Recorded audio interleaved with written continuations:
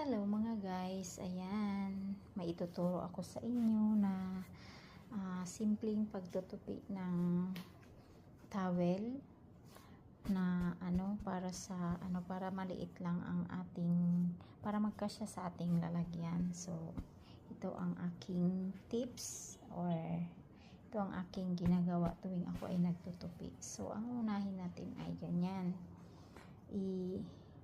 ganyan yung maliit na towel, kasi ganito lang po talaga ang ginagamit nila, yung maliliit na towel. So ang gagawin natin, kahit saan kayo mag-umpisa, basta ganyan lang, ganyan,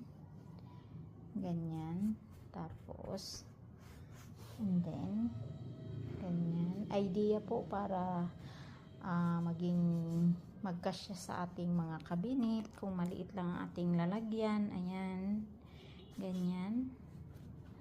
And then, ganyan.